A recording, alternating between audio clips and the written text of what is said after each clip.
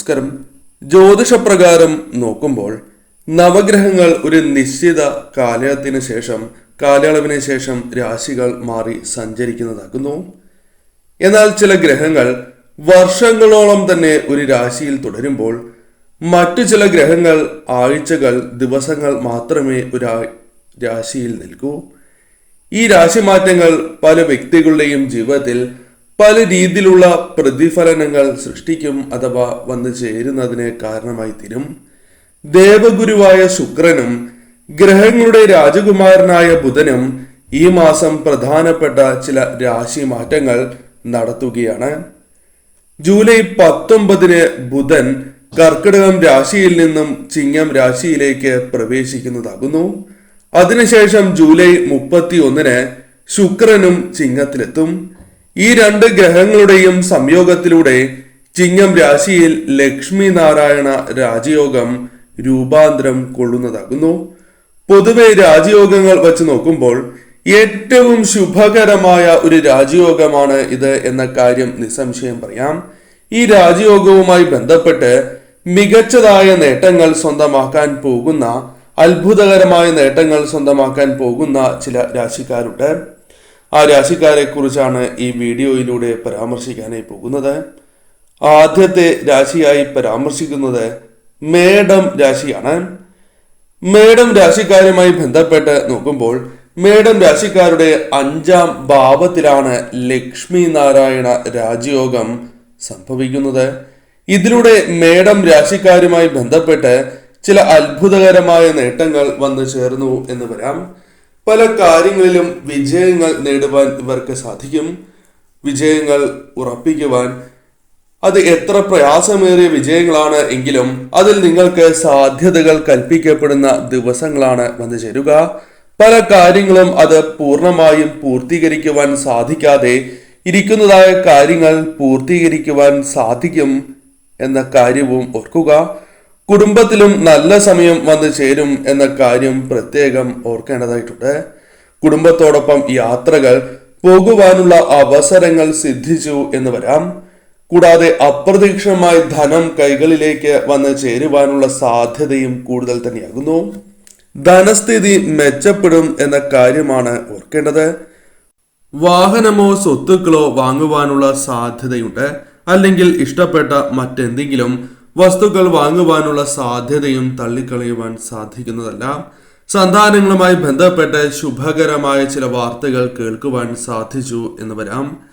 കൂടാതെ ഈ സമയം ലോട്ടറിയുമായി ബന്ധപ്പെട്ട്, ഭാഗ്യക്കുറിയുമായി ബന്ധപ്പെട്ടും ലാഭങ്ങൾ വന്ന് ചേരാവുന്ന, ധനപരമായ നേട്ടങ്ങൾ പ്രതീക്ഷിക്കാവുന്ന സമയമാകുന്നു. ഭാഗ്യ പരീക്ഷണങ്ങൾക്ക് അനുകൂലം തന്നെയാണ് ഈ സമയം.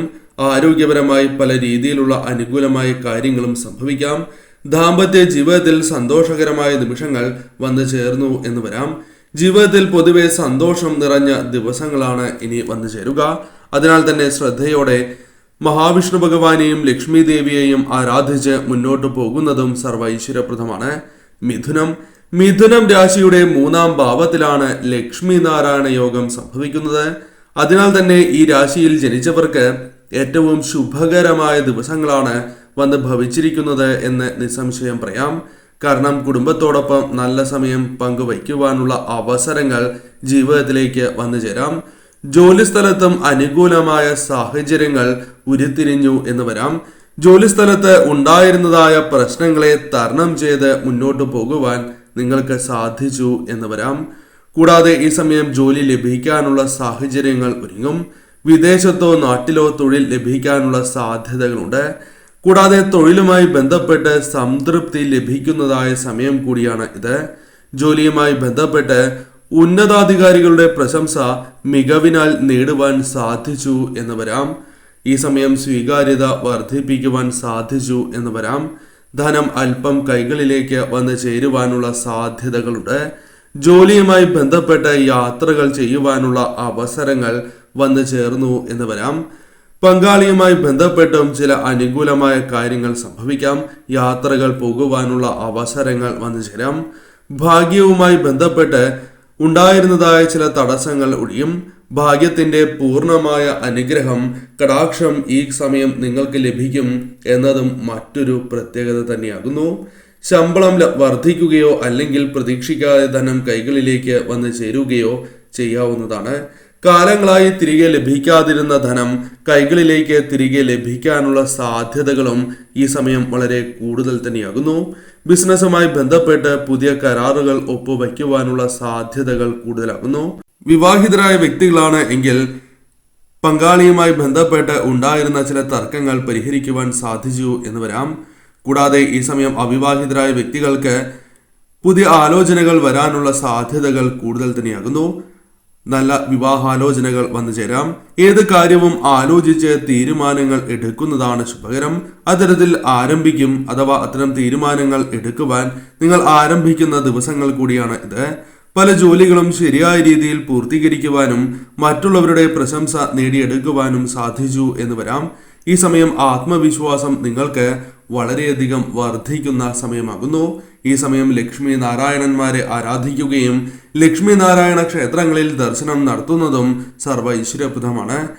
ഈ സമയം ഇരു ദേവതകളുടെയും മന്ത്രങ്ങൾ ജപിച്ച് മുന്നോട്ട് പോവുക.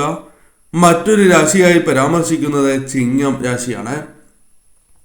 ചിങ്ങം രാശിക്കാർ മനസ്സിലാക്കേണ്ടത്, നിങ്ങളുടെ ലഗ്നഭാവത്തിലാണ് ലക്ഷ്മി നാരായണ യോഗം രൂപം കൊള്ളുന്നത്. അതിനാൽ തന്നെ ഈ സമയം നിങ്ങൾക്ക് വളരെയധികം ലാഭം വന്നു ചേരും. പ്രതീക്ഷിക്കാതെ തന്നെ പല കാര്യങ്ങളും അനുകൂലമായി തീരും. ധനപരമായ നേട്ടങ്ങളോ സന്തോഷകരമായ നിമിഷങ്ങളോ ജീവിതത്തിലേക്ക് വന്നു ചേരാം.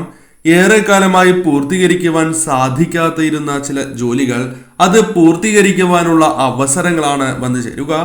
കുടുംബാംഗങ്ങളുമായി ബന്ധപ്പെട്ട് സഹകരണം ലഭിക്കുന്നതായ സമയമാണ്. അത് മറ്റ് വ്യക്തികളിൽ നിന്നും സുഹൃത്തുക്കളിൽ നിന്നും സഹപ്രവർത്തകരിൽ നിന്നും പ്രതീക്ഷിക്കാവുന്നതുമാണ്. ബിസിനസ്സുമായി ബന്ധപ്പെട്ട് ലാഭം വന്ന് ചേർന്നു എന്ന് വരാം. പുതിയ വരുമാന സ്രോതസ്സുകൾ നിങ്ങളുടെ ജീവിതത്തിലേക്ക് കടന്ന് വരിക തന്നെ ചെയ്യും. ആരോഗ്യം തൃപ്തികരമായിരിക്കും എന്ന കാര്യവും ഓർക്കേണ്ടതായിട്ടുണ്ട്.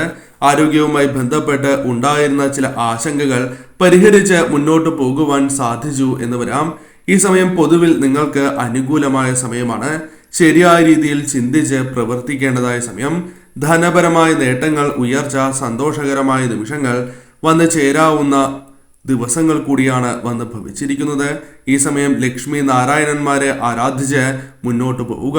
സർവ്വ ഐശ്വര്യങ്ങളും ഉയർച്ചയും നിങ്ങളുടെ ജീവിതത്തിലേക്ക് കടന്ന് വരിക തന്നെ ചെയ്യും.